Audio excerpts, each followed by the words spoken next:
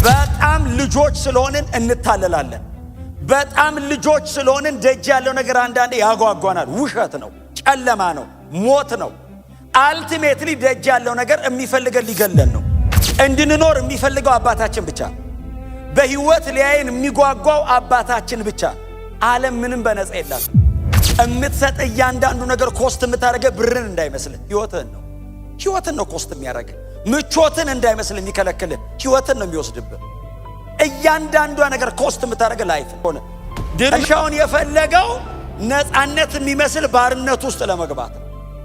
ነፃነት ከአባት ጋር መኖር ነው። ሴኩሪቲው አባቱ ስር ነው። እረፍቱ ያለው አባቱ ስር ነው። የሚከበረው የሚወደደውም አባቱ ስር ነው። ልጁ ግን አልመሰለው። ነፃነቱን ለመግዛት አስቦ ነው እሱ ቤት ውስጥ ያለውን ያንን ሴኩሪቲ፣ ያንን በአባቱ ጥላ ስር ያለውን እያንዳንዱን ጥበቃ ልጅ ትንሽ ስለሆነ አንደርስታንድ አላረገውም። ያሰረው ነው የመሰለው፣ የገደበው ነው የመሰለው። ከዛ ልጁ ወደ ልቡ ተመለሰ የሚል ቃል አለ። በጣም እግዚአብሔር የንስሐ ልቡ ላይ ነው የሚሰጠው። ወደ ልቡ ተመለሰ። ልጅ አባት አለኝ አይደል? ታዲያ ምንድነው አባቴ ቤት ይሄዳል። እግዚአብሔር ጥላውን የሚፈልገው ባለጠጋና ደሃ ለማድረግ አይደለም። ህይወት ሰጥቶ አየኔና እግዚአብሔር ቁርኝት ህይወት ነው። እግዚአብሔር ያዋጣኛል አያዋጣኝም እያለ አይኖርም ከኔ ጋር። ምንም ነገር ሲያደርግልኝ ልጄ ነው ብሎ ነው የሚያደርግልኝ። ምንም ነገር ሲያደርግልኝ አባቴ ነው። እግዚአብሔር አሰሬ አይደለም። ተሲል ቢከለክልህ ቢሰጥህ ትሞታለህ ማለት ነው። ከሰጠህ ደግሞ ቢከለክልህ ታስቸግረዋለህ ማለት ነው። አባቱ በሩቅ ሲያየው እየሮጠ ወደ ልጁ ሮጠ። ልጅ አይደለም የሮጠው፣ አባት ነው የሮጠው። እየሮጠ ሄደ፣ አቀፈው። ሲያቅፈው ልጅ እንደዚህ ያለው አባቴ አለ።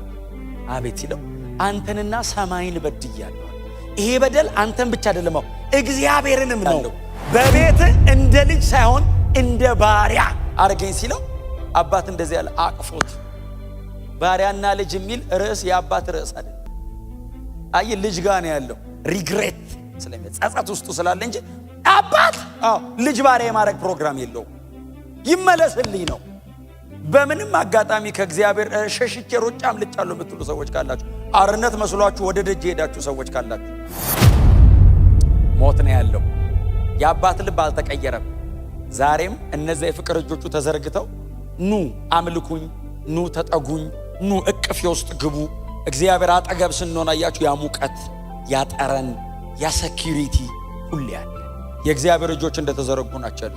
የጠፋውን መፈለግ እግዚአብሔር አያቆም። ያጣውን ልጅ ሁል ጊዜ ይጠራዋል። ደጅ ነው የሚያየው አባቱ ነው። ጥሩ ልብስ አምጡልኝ አለ። አጠቡት፣ ልብስ አለው። ጫማ አርጉልኝ አለ። ቀጥሎ ቀለበት አርጉለታል። ቀለበት ማለት ባይዘዌ በእነሱ ዘመን ማህተማቸው ያለው ቀለበታቸው የአባቱን ንብረት እንዲያስተዳድር ማለት ነው። የተመለሰ ቀን ባለመብት ነው። ግን በተመለስክበት ቅጽበት ግን ልጅ አንድ ሰው ሲድን እኮ በሰማይ ለምን መሰለህ ደስታ የሚሆነው ሰው ዳነ ተብሎ ብቻ እንዳይመስል እኮ የኢየሱስ ደም ቫልዩ አገኘ እኮ ነው። ኢየሱስ የሞተበትን ጉዳይ ሰው ገባው። መላእክት አንደርስታንድ አደረጉ። ሰማይ መለከት ምናምን ጨምር ለምን አንድ ሰው ተጨመረ? የኢየሱስ ደም አንድ ሰው ቀደሰ። ኢየሱስ እንደሞተ አንድ ሰው ገባው ተብሎ እኮ ነው። ልጄን ዋጋ የሚሰጥ ሰው አገኘው ብሎ እኮ ነው አብ። ክብር ለኢየሱስ ይሁን። ማንም ሩቅ ቆሞ የፈለገውን ሊያረግ ይችላል፣ የፈለገው ሊል ይችላል። እግዚአብሔር በክርስቶስ በኩል ነው የሚያይ። ልጄ ነው የሚለው። የፈለገ ኃጢአተኛ ብትሆን ቀድሼ አቆመዋለሁ ነው የሚለው። ወድቋል ብትል አነሳዋለሁ ነው የሚለው። አቆመዋለሁ፣ ልጄ ነው፣ ከፍዬበታል። ስሙ ለዘላለም ብሩክ ይሁን። በእውነት የደከማችሁ ሰዎች ካላችሁ በፍጹም ነፃነት ተመለሱ። ወደ ጌታ ነው። ማንም የፈለገውን ይበል። የአባት ልብ አብ ተቀባይ፣ ይቅር ባይ፣ መሐሪ ነው። ይሄንን የቆሸሸ ጨርቅ ይቀይረው። ይሄንን የተበላሸ ስብዕናና ህይወት ያስተካክለው። የጨለመውን ህይወት እንደገና ብርሃን ያበራበታል። እንደገና ያዘምርሃል። እንደገና አመስጋኝ ያረጋል። እንደገና ወደ እቅፉ ይመልሳል። እንደገና ትተህ ወደ ሄድከው ወደዛ ቤት ይመልሳል። እንደገና ህይወት ይቀጥላል። ለዘላለም ከአባታችን ጋር እንኖራለን። ሰው ሲከበው ግርግር ሲፈጠር ያለ አንተ ማን አለ ምናምን ሲሉት ውሸት። የአባት ፊት ብቻ ነው የማይቀየር። ማንም ሰው ይለወጣል። ማንም ሰው ነገ ትቶ ሊሄድ ይችላል። አጠገብ የለውም ሊል ይችላል። አይኖር አባቱ ሁሌ ከእናንተ ጋር የማይቀየር እግዚአብሔር አለ። ክብር ለኢየሱስ ይፋም። ኢየሱስ መድኃኒት ሰጪ አይደለም፣ ራሱ መድኃኒት ነው። እሱን ወስደን ነው ፈጽሞ ደና የሆነው። ምንም አይነት መድኃኒት ለአንዱ ስትወስዱ ለሌላው ይጎዳል። ኢየሱስ ሲገባ የማይፈውሰው ነገር የለም። መንፈስንም ነፍስንም ስጋንም አጥንትንም ነው የሚፈውሰው። ሉቃስ ወንጌል ምዕራፍ 15 ከቁጥር 11 ጀምሮ በጌታ በኢየሱስ ክርስቶስ ስም አነበዋለሁ እስከ ቁጥር 24 ድረስ እንደዚህ ይላል። ደግሞም ኢየሱስ እንዲህ አላቸው፣ አንድ ሰው 2 ልጆች ነበሩት። ከነርሱም ታናሹ ልጅ አባቱን አባቴ ከሀብት ድርሻዬን ስጠኝ አለው። አባትየውም ሀብቱን ለልጆቹ አካፈላቸው። ብዙም ቀን ሳይቆይ ታናሹ ልጅ ድርሻውን ሁሉ ጠቅልሎ ወደ ሩቅ አገር ሄደ። በዚያም ይልና እኔ አዲሱ መደበኛ ትርጉም ነው ያስኩት። በዚያም በማጋጣነት ንብረቱን አባከነ። እርሱም ያለውን ሁሉ ከጨረሰ በኋላ በዚያ አገር ሁሉ ጽኑ ራብ ሆነ፣ ይቸገርም ጀመር። ስለዚህ ከዚህ አገር ነዋሪዎች አንዱን ተጠጋ። ሰውየውም አሳማ እንዲቀልብለት ወደ እርሻው ላከው። አሳማዎች የሚመገቡትን አሰር እንኳ ለመብላት ይመኝ ነበር። ነገር ግን ይህን እንኳ የሚሰጠው ሰው አልነበረም። ልብ በገዛ ጊዜ ግን እንዲህ አለ፣ ስንቱ የአባቴ ሰራተኛ ምግብ ተርፎታል፣ እኔ ግን እዚህ በራብ ልሞት ተቃርቤያለሁ። ተነስቼ ወደ አባቴ ልሂድና እንዲህ ልበለው፣ አባቴ ሆይ በሰማይና በአንተ ፊት በድያለሁ። ከእንግዲህ ልጅ ተብዬ ልጠራ አይገባኝም። ከተቀጠሩት አገልጋዮች እንደ አንዱ ቁጠረኝ። ስለዚህ ተነስቶ ወደ አባቱ ሄደ። ነገር ግን እርሱ ገና ሩቅ ሳለ አባቱ አይቶት ራራለት። ወደ እርሱም እየሮጠ ሄዶ አቅፎ ሳመው። ልጁም አባቴ ሆይ በሰማይና በአንተ ፊት በድያለሁ፣ ከእንግዲህ ልጅ ተብዬ ልጠራ አይገባኝም አለው። አባቱ ግን አገልጋዮቹን እንዲህ አላቸው፣ ፈጥናችሁ ከሁሉ ምርጥ የሆነውን ልብስ አምጡና አልብሱት፣ ለጣቱ ቀለበት ለእግሩም ጫማ አድርጉለት። የሰባውንም ፍሪዳ አምጡና እረዱ፣ እንብላ እንደሰት። ይህ ልጄ ሞቶ ነበር፣ አሁን ግን ሕያው ሆኗል፣ ጠፍቶም ነበር ተገኝቷል። ከዚያም ይደሰቱ ጀመር። የዚህ የሉቃስ ወንጌል ምዕራፍ 15 ላይ ጌታችን ኢየሱስ ክርስቶስ እንግዲህ በዛ ለነበሩ ለፈሪሳውያንና ይከተለው ለነበረው ሕዝብ የሰጠው ትምህርት ነው ወይንም ያስተላለፈው ሐሳብ ነው። ከምዕራፍ 15 ቁጥር 1 አካባቢ ጀምሮ ኢየሱስ ለምን ይህንን ምሳሌ እንደሰጠ ምናልባት እናንተ ጊዜ ሲኖራችሁ ወደኋላ መለስ ብላችሁ ማንበብ ትችላላችሁ። ጌታ ኢየሱስ ክርስቶስ ከኃጢአተኞች ጋር ነው የሚውለው፣ ከቀራጮች ጋር ነው የሚውለው፣ ከአሳ አጥማጅ ጋር ነው የሚውለው። የተለያየ በደል ካለባቸው ሰዎች መካከል ኢየሱስ አይጠፋም። እና ለምንድነው ከኃጢአተኞች ጋር የምትውለው? ለምንድነው ከአንዳንድ ምናልባትም ደግሞ እዚሁ መጽሐፍ ላይ የተዘረዘረ አለ ከነሱ ጋር ለምንድነው የምትውለው ሲሉት ጌታ ኢየሱስ ክርስቶስ እንግዲህ የሰው ልጅ የጠፋውን ሊፈልግ ነው የመጣው አላቸውና ደህና የሆኑ ሰዎች እኮ መድኃኒት አይፈልጉም፣ የታመመ ሰው ግን መድኃኒት ያስፈልገዋል። ስለዚህ እኔ መድኃኒት ስለሆንኩኝ የታመሙ ሰዎች አካባቢ አልጠፋም። ኢየሱስ መድኃኒት ሰጪ አይደለም፣ ራሱ መድኃኒት ነው። ኢየሱስ ራሱ ነው መድኃኒት። እሱ ነው የምንወስደው፣ እሱ ነው የወሰድነው፣ እሱን ወስደን ነው ፈጽሞ ደና የሆነው። ምንም አይነት መድኃኒት ለአንዱ ስትወስዱ ለሌላው ይጎዳል። ኢየሱስ ሲገባ የማይፈውሰው ነገር የለም። መንፈስንም ነፍስንም ስጋንም አጥንትንም ነው የሚፈውሰው። ኢየሱስ ሕይወት ላይ ሲገባ የማይነካው የማይፈውሰው በክርስቶስ ምክንያት ደና የማይሆን ነገር የለም። በእውነት እርሱ መድኃኒታችን ነው። ታማሚዎች ስለነበርን ፈልገነዋል፣ ፈልጎን መጥቷል፣ ወስደኑ ድነናል። ክብር ለኢየሱስ ይሁን። እና ከናንተ መካከል አደል ያላቸው ከናንተ መካከል ምናልባት ደግሞ 100 በጎች የነበሩት ሰው ቢኖር 99 በጎቹ እያሉ አንድ በግ ቢጠፋበት 99ኙን ሜዳ ላይ ትቶ አንዱን ፍለጋ ማሄድ ከናንተ ማን ነው አላቸው። እናንተ እንኳን ሰው ስትሆኑ ለበጎች ይሄን ያህል የምትራሩ ከሆነ እግዚአብሔር ደግሞ ሰው ጠፍቶበታል። ስለዚህ ደና ነን የምትሉትን እናንተን ሰብስቦ እዚህ ጋር ያስቀምጣል። የጠፉበታሉ የኛ አይነቱ የጠፉበታሉ፣ እነሱን ፍለጋ የሰው ልጅ ይሄዳል ወይንም ደግሞ ፍለጋ ይወጣል ብሎ ይሄንን ምሳሌ ነገራቸው። እንግዲህ ከላይ ወጣ ስትሉ የጠፋ ሳንቲም ፍለጋ ወይንም የጠፋው ድሪም ብለን የምንጠራው የጠፋውን ሳንቲም ፍለጋ ይነገራል። አሁን ደግሞ የሚነገረው የጠፋው ልጅ እኔ በእውነት ዛሬ ስለጠፋው ልጅ አይደለም ብዙ መናገረው፣ ግን የጠፋው ልጅ መናገር አይቀርም። አባትየው ነው የሚገርመኝ። የአባት ልብ በጣም ነው የሚገርመው በእውነት። ልጁን ቤት ውስጥ የሚያኖረው የአባቱ ልብ ነው እንጂ ልጁ የሰራው ስራ ሞት ነው የሚያስፈልገው። የአባት ልብ ነው የሚያኖረን፣ የአባት ልብና አባትን አንደርስታንድ ማድረግ፣ አብ በምን አይነት መውደድ እንደወደደን እንዴት እንደተቀበለን ሰው አብን አንደርስታንድ ማድረግ አለበት፣ አባትን አንደርስታንድ ማድረግ አለበት። ቤት ውስጥ የመኖር አቅማችን፣ የመኖር ነፃነታችን፣ የመኖር ዋስትናችን የአብ ልብ ነው። የቤቱ ባለቤት፣ የቤቱ መሪ፣ የቤቱ ራስ የሆነው የእርሱ ልብ ነው። ክብር ለኢየሱስ ይሁን። እና በአንድ ሀገር አንድ ሰው ነበር ይላል አይደል? ሰውየው ባለጠጋ ነው። 2 ልጆች ነበሩት ይላል። ኦብቪየስሊ 2 ልጅ ካለው አንድ አይነት ልጅ አይኖርም ቤት ውስጥ ሁሌ። 2 ከሆኑ የተለያዩ ናቸው። የመጀመሪያ ልጅና ሁለተኛ ልጅ በጣም ዲፍረንት ናቸው፣ የተለያዩ ናቸው። እና እዛም ቤት ያሉት 2 ልጆች ናቸው፣ በጣም የተለያዩ ናቸው። የኛ አይነት ናቸው፣ 2 ናቸው። 2ቱ ሁሉንም መወከል ይችላሉ ባይዘው። እና 2 ልጆቹ እያሉ አንደኛው ትንሽ ልጅ ነው፣ በጣም ብዙ ጊዜ አስቸጋሪ። ትንሽየው ልጅ መጣና አባቴ አለው፣ አቤት ድርሻዬን ስጠኛል። ከመሬት ተነስቶ ድርሻዬን ካልሰጠኝ ሲለው አባት አልሰጥህም አላለው። እንካ አንተን ድርሻ አይደለም ያለው ባይዘው፣ ለሁለቱም ድርሻቸውን እኩል አካፈለ ይላል። አንተም ትልቅየው ድርሻ ይሄ ነው፣ አንተ ደግሞ ትንሽየው ድርሻ ይሄ ነው ብሎ ካካፈለ በኋላ ልጅየው ድርሻውን የጠየቀበት ምክንያት አለ ባይዘው። መጽሐፍ ሲናገር ብዙም ሳይቆይ ይላል፣ ሳነባው አስተውላችሁ ከሆነ ድርሻውን የፈለገው ነፃነት የሚመስል ባርነት ውስጥ ለመግባት ነው። ነፃነት ከአባት ጋር መኖር ነው። እና ነፃነቱን ለመግዛት አስቦ ነው እሱ ቤት ውስጥ ያለውን ያንን ሴኩሪቲ፣ ያንን በአባቱ ጥላ ስር ያለውን እያንዳንዱን ጥበቃ ልጅ ትንሽ ስለሆነ አንደርስታንድ አላረገውም። ያሰረው ነው የመሰለው፣ የገደበው ነው የመሰለው። ሴኩሪቲው አባቱ ስር ነው፣ እረፍቱ ያለው አባቱ ስር ነው፣ የሚከበረው የሚወደደውም አባቱ ስር ነው። ልጁ ግን አልመሰለው። የራሴ የሆነውን ነገር እፈልጋለሁ ብሎ ድርሻችንን ስጠን ሲለው ድርሻውን ሲሰጠው ብዙ ሳይቆይ ልጁ አባቱ የሰጠው ንብረት ይዞ ወደ ሌላ አገር፣ እንደውም ወደ ሩቅ አገር ነው ሄደ የሚለው። ሩቅ አገር ሄደ። ማድረግ የሚፈልገው ነገር አለ ልብ ውስጥ።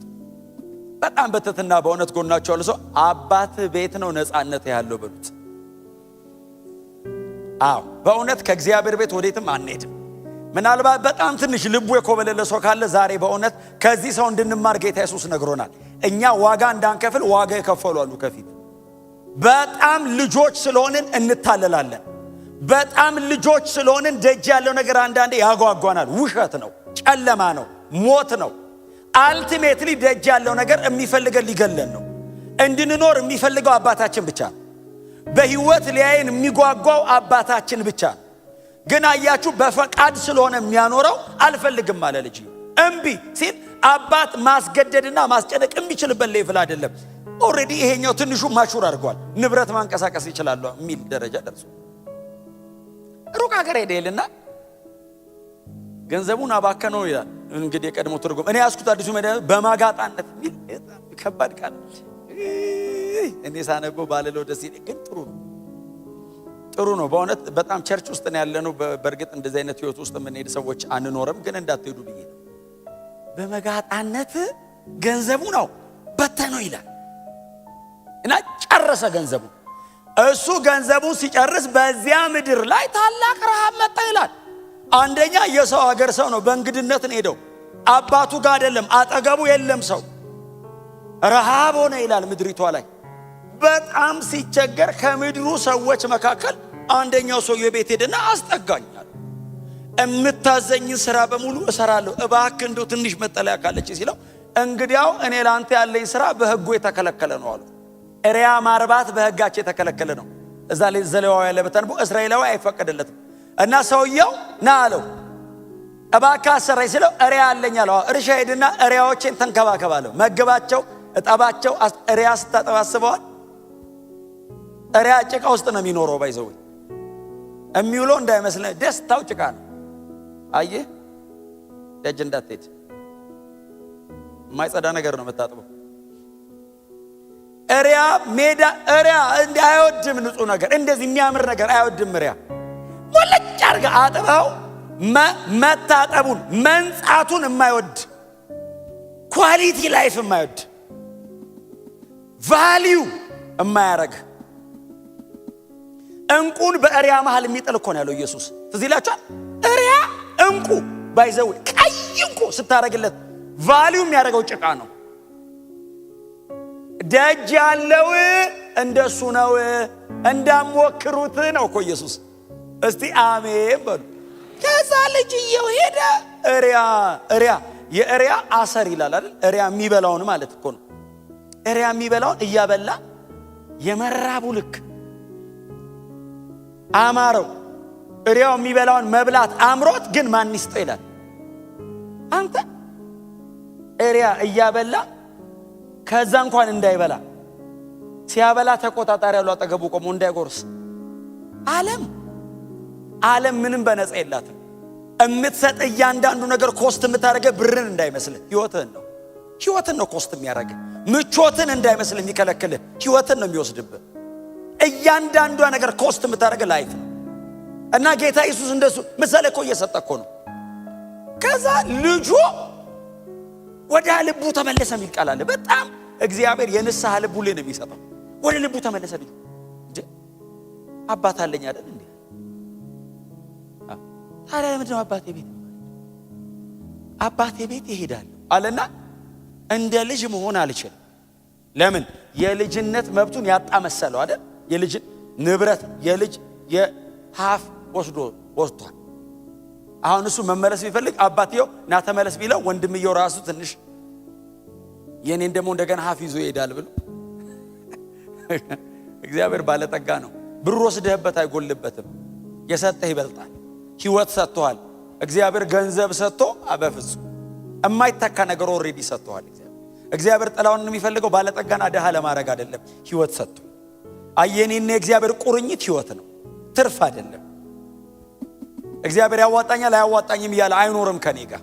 ምንም ነገር ሲያደርግልኝ ልጄ ነው ብሎ ነው የሚያደርግልኝ። ምንም ነገር ሲያደርግልኝ አባቴ ነው እግዚአብሔር አሰሬ አይደለም። ምንም ነገር እግዚአብሔር ቢያደርግልህ ለአንተ ሲል ነው። ቢከለክልህ ቢሰጥህ ትሞታለህ ማለት ነው። ከሰጠህ ደግሞ ቢከለክልህ ታስቸግረዋለህ ማለት ነው። እንደ ኮሃናችን ነው የሚይዘን። አንዳንድ ልጅ ቤት ውስጥ በጣም ስማርት ነው፣ በተለይ ትንሽ ልጅ። ትልልቆቹ ብዙ ጊዜ ስትሬት ፎርዋርድ ናቸው። ደስ ካላላቸው ደስ አላላቸው። ትንንሾቹ ይወስዱባል። አይ ላቭ ዩ ዳዲ ብሎ ወስዶታል። የለም እጅ ላይ አይ ላቭ ዩ ብሎ ይዞት ሄዷል። ስማርት ያርገዋል። በቃ አትችላቸውም። በየትኛውም አጋጣሚ ልብን ይዙታል። ትልቆቹስ ጄኒውን ሆነው ከፈለጉና ካልፈለጉ ያስታውቃሉ። ትንሾቹ አታውቀውም። ምን እንዳሰቡ የምታውቀው በኋላ ነው። እኛ ቤት ሁለት ልጅ ነው ያለው ታውቃላችሁ። ሁለቱም የየራሳቸው ስማርት እንትን አላቸው። የተለያዩ ናቸው። በተለያየ እኔውን አፕሮች አረጋቸው ባይዘው እኔውን አፕሮች አረጋቸው። አንዱን እንደ ልጅ አንዱን እንደ ጎረቤት ልጅ አይደለም አፕሮች ማለት። ምንም አይነት የተለያየ ባህሪ ኑራቸው መልካቸው የለ ምንም ይሆነው ሁለቱም እንደ ልጅ ነው አፕሮች የሚደረግ። እግዚአብሔር በዚህ መንገድ ነው አፕሮች የሚያደርገን። ትሪት የሚያደርገን እግዚአብሔር እኔ በምሰጠው አይደለም ለኔ ባለው። እስቲ አሜን በሏ። ነገ እንደፈለገ ሊሆን ይችላል ጆይ ተነስቶ እኔ ጆይን ትሪት ማረጋው በሚያመጣው አይደለም እኔ ጋር ባለው ነው። እግዚአብሔር መቼም እኔ እንደውም ብዙ ጊዜ የምሰጠው አንድ ምሳሌ አለ ስለ እግዚአብሔር ፍቅር ስናገር። አንዴ ቆይቷል ቤት ተኝቼ ክሪስ መጥቶ ዳሪ አብሬ ልተኛ አለኝ። ና ተኛ አልኩት እና ተኛ አጠገቤ። ሲተኛ እንቅልፍ ይዞት ሄደ። እያየሁት አምኖኝ ነው የተኛው። ትረስት እኮ ስለሚያደርገኝ ነው። ሌላ ቦታውን እንቅልፍ ላይ ይዞ ይችላል። እኔ ጋር መጥቶ ተኛ እንቅልፍ ያዘው። ተነስቼ ተንበረከኩ። ሳየው ውስጤ ተነቃነቀ። እንደምወደው ያውቃል። ምን ያህል እንደምወደው ግን አያውቅም። አባት ይወዳል ብትለው በጣም እርግጠኛ ነኝ ይላል። ምን ያደርግልሃል ብትለው ምናልባት በእድሜው መጠን የሚጣፍጥ እንትን ምናምን ይገዛልኛል ይል ይችላል። ነፍሴን ልሰጠው እንደምችል አያውቅም። እና ተነስቼ ተንበረከኩ። እንደምትወደኝ ነው የማውቀው። ምን ያህል እንደምትወደኝ አላውቅም። ምን ያህል አንተ እንደምትወደኝ ይግባኝ። የሴኩሪቲ ጥያቄ የማይኖረኝ ምን ያህል እንደሚወደኝ ሳውቅ ነው። አያችሁ አባቴ ንብረቴን አንጣ ብሎ ይሄ ልጅ የሮጠው አባቱ ለሱ ያለው ልብ አንደርስታንድ ስላላረገ ነው። ልጁ የገባው መቼ ነው? ተመልሶ የመጣ ቀን። እንደ ባሪያ ብሆን እንደው ሎሌው ልሁን ከሎሌዎቹ መሃል እንዳንዱ ይቁጠረኝ እንደዛ ትቼው እንደወጣሁት ልጅ በፍጹም አይገባኝም ብሎ ብላቴናው ከእሪያም ስራው ተመልሶ ወደ እንትኑ ሲመጣ ወደ አባቱ ቤት ሲመጣ መጽሐፍ እንደዚህ ይላል፣ አባቱ በሩቅ አየው። አባቱ በሩቅ ሲያየው እየሮጠ ወደ ልጁ ሮጠ። ልጅ አይደለም የሮጠው አባት ነው የሮጠው። እየሮጠ ሄደ፣ አቀፈው። ሲያቅፈው ልጅ እንደዚህ ያለው አባቴ አለው። አቤት ሲለው አንተንና ሰማይን በድያለሁ አለው። ይሄ በደል አንተን ብቻ አይደለም እግዚአብሔርንም ነው። እንደዚህ አይነት በደል በድያለሁ፣ በቤት እንደ ልጅ ሳይሆን እንደ ባሪያ አርገኝ ሲለው አባት እንደዚህ ያለ አቅፎት። ባሪያና ልጅ የሚል ርዕስ የአባት ርዕስ አይደለም። አይ ልጅ ጋር ነው ያለው ሪግሬት ስለሚጸጸት ውስጡ ስላለ እንጂ አባት ልጅ ባሪያ የማድረግ ፕሮግራም የለውም። ይመለስልኝ ነው። በእውነት በምንም አጋጣሚ ከእግዚአብሔር ሸሽቼ ሮጬ አምልጫለሁ የምትሉ ሰዎች ካላችሁ፣ አርነት መስሏችሁ ወደ ደጅ ሄዳችሁ ሰዎች ካላችሁ፣ ሞት ነው ያለው። የአባት ልብ አልተቀየረም። ዛሬም እነዚያ የፍቅር እጆቹ ተዘርግተው ኑ አምልኩኝ፣ ኑ ተጠጉኝ፣ ኑ እቅፌ ውስጥ ግቡ። እግዚአብሔር አጠገብ ስንሆን አያችሁ ያ ሙቀት፣ ያ ጠረን፣ ያ ሴኩሪቲ ሁሌ አለ። የእግዚአብሔር እጆች እንደተዘረጉ ናቸው ያሉት። የጠፋውን መፈለግ እግዚአብሔር አያቆም። ያጣውን ልጅ ሁል ጊዜ ይጠራዋል። ደጅ ደጅ ነው የሚያየው አባት ሁሌ። ተመልሶ ይሁን ልክ ልጁ ደጅ ነው ማለት ነው። አባትየው ያለው አይደል ከሩቅ አዩ ይላል። ስለዚህ አባትየው ደጅ ነው ማለት ነው። ልቡም አይኑም ደጅ ነው ያለው። ሮጦ ሄዶ አቀፈውና እንደዚህ ያላቸው ጥሩ ልብስ አምጡ። ልጁ ልብሱ ተበላሽቷል። እሪያኗ ሲመግብ የከረመው አይ ጠረኑ ተበላሽቷል። ልብሱ ተቀዳዷል። ያ ከቤት የወጣው ልጅ አይደለም። ያ አባቱ የተንከባከበው የገረጣ ነው፣ የተበለሻሸ ነው፣ የቆሸሸ ልጅ ነው። ጥሩ ልብስ አምጡልኝ አለ። አጠቡት፣ ልብስ አለው። ጫማ አርጉልኛል። ቀጥሎ ቀለበት አርጉለታል። ቀለበት ማለት ባይዘዌ በእነሱ ዘመን ማህተማቸው ያለው ቀለበታቸው የአባቱን ንብረት እንዲያስተዳድር ማለት ነው። የተመለሰ ቀን ባለመብት ነው። ይዤ ሄጄ አባክኛለሁ አለው። ለሱማ ዋጋ ከፈል ካለው ከእሪያ ጋር ከረረም አገኘሁ እኮ ምን መስለህ ነው ያገኘሁ አለው። ግን በተመለስክበት ቅጽበት ግን ልጄ ነህ። ኢየሱስ ጌታ በመጣ ሞመንት ግን የኔ ልጅ ነህ። ቀለበቴን አውልቀ ነው ሰጠኝ ሄድከው። ሌላ ነበር የፈለግከው። ና ይሄው እንካ ዛሬ ማዘጋጅቼን ያስቀመጥኩልህ አድርገው ቀለበቴን። ከዛ እንደዚህ ይላል አይደል አባት ልጄ ሞቶ ነበር፣ የለም ሄዶብኝ ሞቷል ብዬ ነበር፣ አለ በህይወት። ጠፍቶ ነበር ተገኘልኝ። ኗ እናመስግን፣ ድግስ እንደግስ። ፍሪዳ አረዱ ይላል እንግዲህ የሰባውን ታላቅየው ሲቀልብ የከረመውን በሬ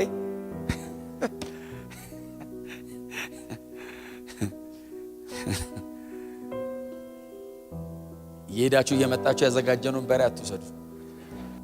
አምጥተው አረዱ፣ እየዘመሩ እያመሰገኑ እያለ ትልቅየው መጣ ይላል።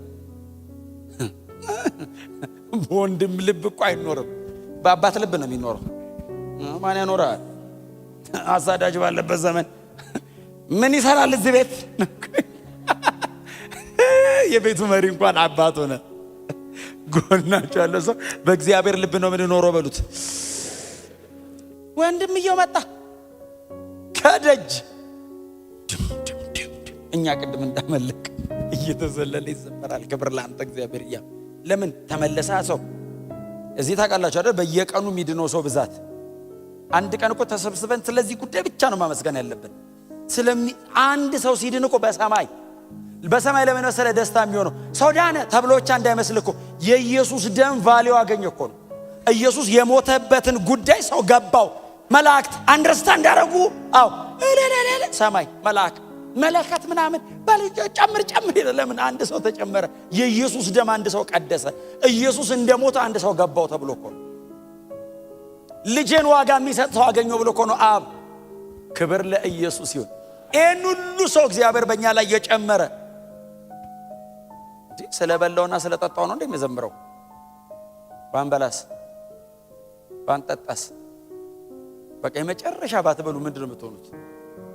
ምንድነው የምትበሉ? ጾም ጸሎት ነው የሚሆነው። ግን እሺ ቆይ ጾም ጸሎት አልቲሜት ቢሆን ሞት በትሞት የት ነው የምትሄደው? ሰማይ ጌታ ጋር።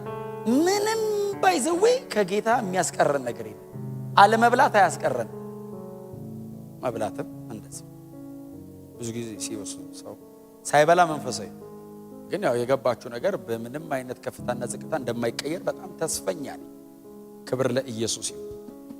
ከዛ ደጅ ሲመጣ ሰማ። ምን አንዱ ሎሌ ነው ባይዘይ ምንድነው? ታናሽ ወንድም መጣ። የት ነው? ሌላ አለ እንዴ? አንድ ነው ያለው። ያ እኩል ይዞ ሄደው። አባካኙ ማን አስገባው? አባት።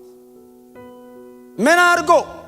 ገና ከሩቅ ሲያየው አባቱ ራሱን መቆጣጠር አቅቶት እያለቀሰ ልጄ መጣልኝ ብሎ አገር ምድር እያየው እያለቀሰ ሲመጣ የለበሰው ልብስ አለ እሪያ እያረባን የከረመው አሉ። የእሪያ እንትን አለ ላይ አሉ። ሽታው ሰው ያስጠጋም እና እኛ ራሱ በሩቅ ቆመን ስናየው አባት አቀፈው። ለአባት ልጅ ነው። አይ ሎሌ በለው ምናምን በለው ማንም የፈለገው ሊል ይችላል። ለአባት ልጅ ነው። አይ ማንም ሩቅ ቆሞ የፈለገው ሊያረግ ይችላል። የፈለገው ሊል ይችላል። እግዚአብሔር በክርስቶስ በኩል ነው የሚያይ። ልጄ ነው የሚለው። የፈለገ ኃጢአተኛ ብትሆን ቀድሽ አቆመዋለሁ ነው የሚለው። ወድቋል ብትል አነሳዋለሁ ነው የሚለው። አቆመዋለሁ። ልጄ ነው፣ ከፍዬበታለሁ። ስሙ ለዘላለም ብሩክ ይሁን። ከዛ መጽሐፍ እንደዚህ ይላል፣ ተበሳጨ ይላል። ግባ አልገባም። ትልቅ ልጅ ነው ግን በጣም እልከኛ። አልገባም። እንዴት እንዲያረጋል አባቴ አረን አባቱን ጠራውና ድርሻ እኩል ይዞ ሄዶ እንደገና እንዴት ተመልሰዋል? ወንድም ያንተን አይነካው፣ አይዞ የኔ ይነካል ብለህ ከሆነ አረ ይበቃል አለ። ይበቃል፣ መንግስቱ ሰፊ ምን ያገፋፈናል አና የሚል እኮ መዝሙር አለ። በእውነተኛ ምን እንደሚያጣልን እኮ ነው ግራ የሚገባኝ። ሰማይ እኮ ከምድር ይበልጣል። ሰማይ በጣም ትልቅ ነው። ብንሮጥ ብንሄድ አያልቅም። የእግዚአብሔር መኖሪያ ነው። እዛ ነው የምንገባው። በወንድሞቻችን መዳንና መመለስ አመስጋኝ ነው መሆን ያለብን። በእውነት የደከማችሁ ሰዎች ካላችሁ በፍጹም ነፃነት ተመለሱ። ወደ ጌታ ነው። ማንም የፈለገውን ይበል። የአባት ልብ አለ። አብ ተቀባይ ይቅር ባይ ነው፣ መሐሪ ነው። ይሄንን የቆሸሸ ጨርቅ ይቀይረዋል። ይሄንን የተበላሸ ስብዕናና ህይወት ያስተካክለዋል። የጨለመውን ህይወት እንደገና ብርሃን ያበራበታል። እንደገና ያዘምርሃል። እንደገና አመስጋኝ ያረጋል። እንደገና ወደ እቅፉ ይመልሳል። እንደገና ትተህ ወደ ሄድከው ወደዛ ቤት ይመልሳል። እንደገና ህይወት ይቀጥላል። ለዘላለም ከአባታችን ጋር እንኖራለን። በእውነት ነው የምላችሁ። እኔ በጣም ነው የደነገጥኩት። ባይዘው በአውቃለሁ ታሪኩን ረጅም ጊዜ አንብቤዋለሁ። ግን ወንድሙ ተበሳጨ አልገባም አለ የሚለውን ቀን ሳነበው በጣም ብዙ ነገር እንዳስብ አረገ። ዋው! ጌታ ኢየሱስ ክርስቶስ 1000 ዓመታት አይቶ ነው አያችሁ ያስቀመጠው ይሄንን ምሳሌ። 1000 ዓመታት አይቶ በሚመለስ ሰው መቼም አብ ደስተኛ ነው። ይመለስ ብቻ። ላለመመለሱ የሚከፍለው ዋጋ ይሄው ይውጣ። የአሳማ ምግብ መብላት ፈልጎ አልቻለም የሚል ቃል አለ። ሁሉ ነገሩ ነው ዝብርቅርቆ የወጣው። ይዞ የሄደውን በሙሉ ነው ሉዝ ያረገው። ሲመለስ በብዙ ጉዳትና ጸጸት እኮ ነው የተመለሰው። ቤቱ ውስጥ ከመጣ በኋላ እኮ የሄደው መንገድ እኮ ዋጋ አስከፍሎታል። እላዩ ላይ እኮ ምልክት እኮ አለው። አባት ግን በዛ መንገድ አይቀበለውም እንጂ ልጁ የከፈለው ዋጋ እኮ አለ። በጣም ዋጋ ከፍሏል። በጣም እግዚአብሔር ረድቶት ሳይሞት ተመለሰ እንጂ በዛ ቢቀርስ የመመለስ ልብ አይኖሮስ። በምንም አጋጣሚ ውስጥ ሆኑ ተመለሱ። ኑ ወደ ጌታ፣ ኑ ወደዚህ ጌታ። በእውነት በገንዘብ ብዛት፣ በስልጣን፣ በምንም አይነት መንገድ የማይገኝ ልጅነት እግዚአብሔር ጋር ብቻ ነው። ወዳጆቼ በእውነት ሞኝ ነበር ልጇ አያስተው ብዙ ብር ይዞ የሚኖር መስሎታል። የአባት ፍቅር ነው የሚያው። ሰው ሲከበው ግርግር ሲፈጠር ያላንተ ማን አለ ምናምን ሲሉት ውሸት። የአባት ፊት ብቻ ነው የማይቀየር። ማንም ሰው ይለወጣል። ማንም ሰው ነገ ትቶ ሊሄድ ይችላል። አጠገብ የለውም ሊል ይችላል። አይኑ አባት ሁሌ ከናንተ ጋር የማይቀየር እግዚአብሔር አለ። ክብር ለኢየሱስ ይሁን። ስለዚህ ለእናንተ ይህንን እድል መስጠት ፈልጋለሁ። ቀድሞ በጌታ የነበራችሁ ወደ ኋላ የተመለሳችሁ፣ ምናልባት ደግሞ አዳዲስ ሆናችሁም ደግሞ ያልወሰናችሁ ካላችሁ ለእናንተ ይህንን ጥሪ ማድረግ ፈልጋለሁ።